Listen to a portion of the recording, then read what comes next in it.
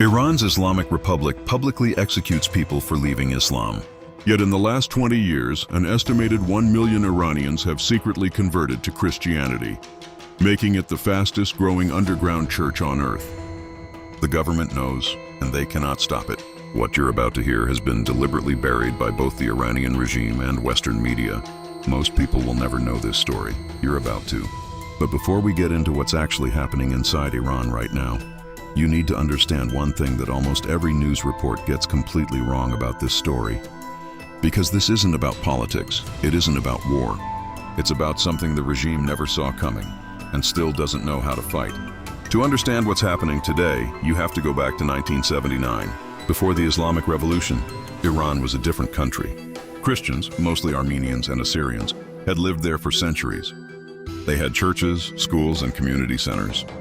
They were a small minority, but they were visible, protected, and free. Then Ayatollah Khomeini took power, and everything changed overnight. Churches were shut down. Christian schools were seized by the state. Bibles in the Persian language, Farsi, were banned entirely. Converting from Islam to Christianity became punishable by death. The regime believed it had solved the problem. It hadn't even begun to understand it, because what happened next was something nobody predicted.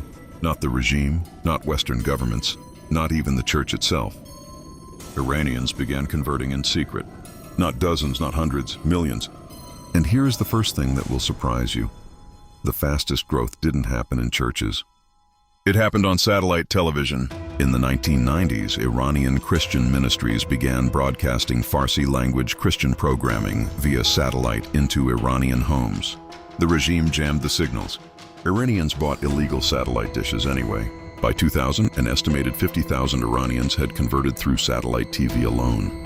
The regime responded by arresting pastors, raiding house churches, and executing high-profile converts as public warnings. But every arrest made the movement stronger. One name became the symbol of everything. His name was Mehdi Dibaj, a former Muslim who converted to Christianity in 1953. He spent 9 years in an Iranian prison.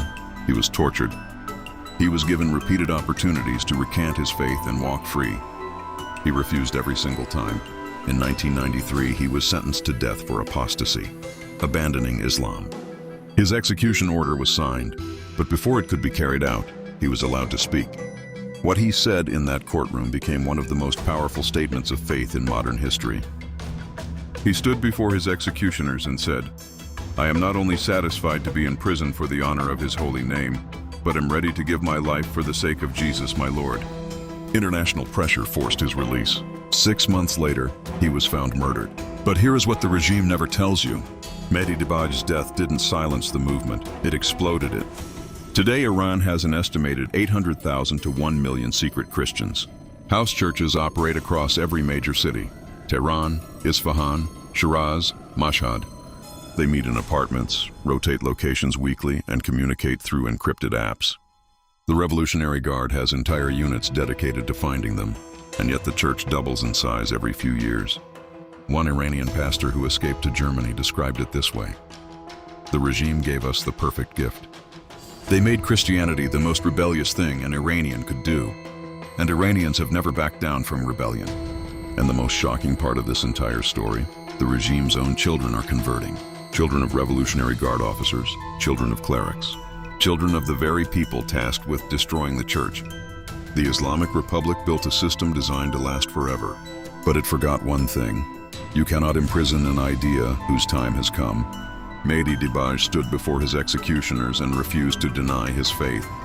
Today, about 1 million people in Iran are quietly following the same path he walked. In apartments, in basements, on encrypted phones, in a country where the wrong belief can cost you everything. Iran is not alone. Every week on this channel, we find the communities that history forgot, the stories that powerful people would rather you never heard. If this moved you, subscribe. Because next Tuesday we're going inside a country where Christianity is growing so fast the government has run out of ways to count it. This has been Edge of Faith. I'll see you then.